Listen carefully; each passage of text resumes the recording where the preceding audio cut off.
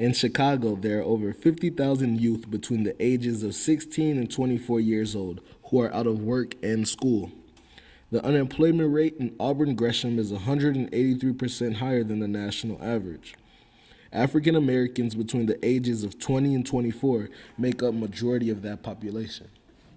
Thrive Chicago calls them opportunity youth. Of 100 freshmen who start at a CPS high school, about 14 will graduate from a four-year college by their mid-20s.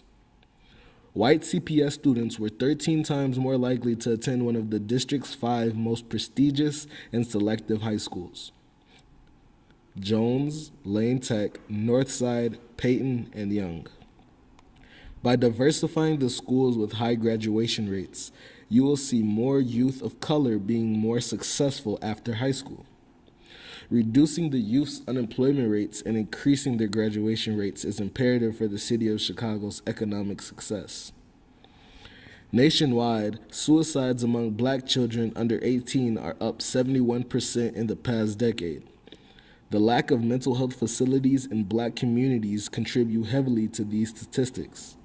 For instance, Cook County Jail has become the largest mental health provider in Illinois, giving the community the choice of going to jail to get help or to keep battling their illness themselves and seek healing through drugs, alcohol, and violence, which will still ultimately lead them to jail.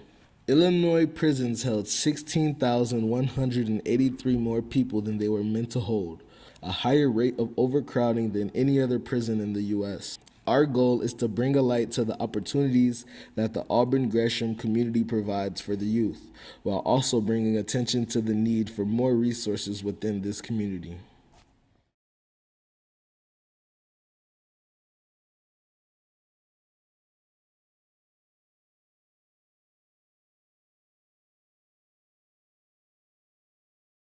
I remember a time when I couldn't see the light in situations. I always overthought, and I just had problems. My parents made it seem like depression wasn't an important thing. My doctors told me that I wouldn't be able to walk again. The doctors asked my mom, how could this be something she might have?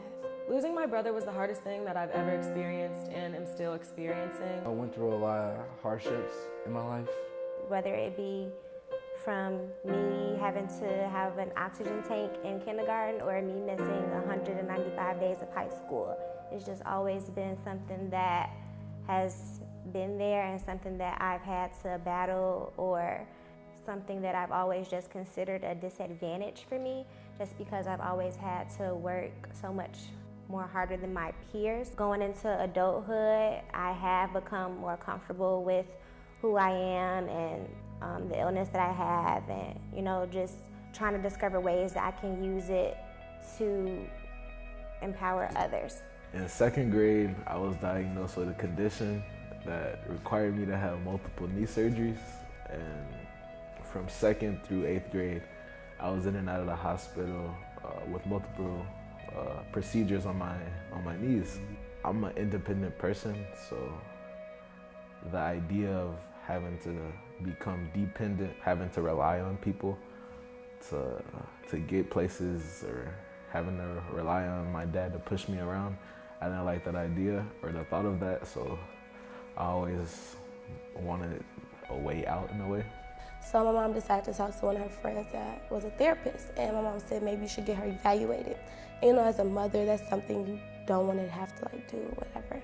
So she did, of course she did it, and shortly after that I had to start taking medication. And I just remember how yucky I just felt. I felt super yucky, super drained. All I would do was go to school and eat and go to sleep. That was literally all I would do. Pretty much the first week of school, I was bullied by a group of girls and their friends. And I had several classes with them.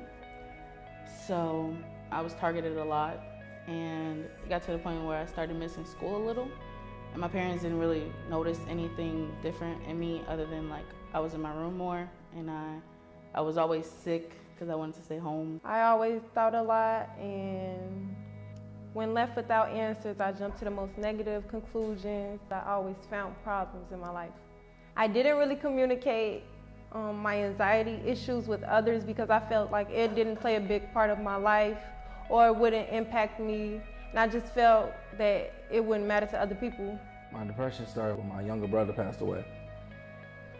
And it's actually been over 5 years now since he passed. He was a person who couldn't really move or do anything because he was born disabled.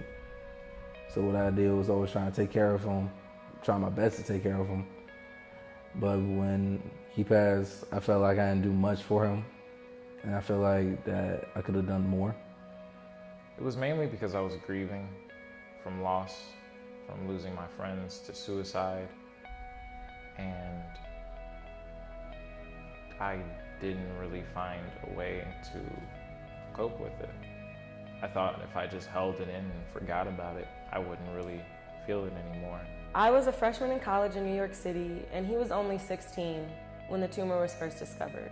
By the end of my sophomore year, my brother had undergone countless brain surgeries, chemotherapy, and radiation treatments. All that could be done had been done, and he was released home for hospice care. I left school early this year to be home with him for the time that he had left.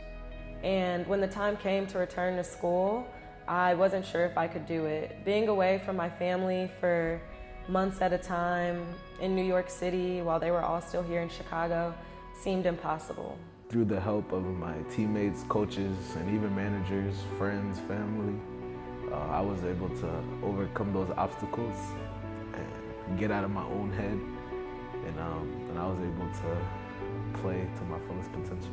Giving like my problems to God and praying about it helped me overcome my anxiety. It's a common thing to not believe in depression because that's for white people, and I feel that we should be talking more about it, and I hope that one day parents can see through the lens of their child of what they go through. We all experience hardships in life, and we can't go through them alone. We need support, we need each other, we need community.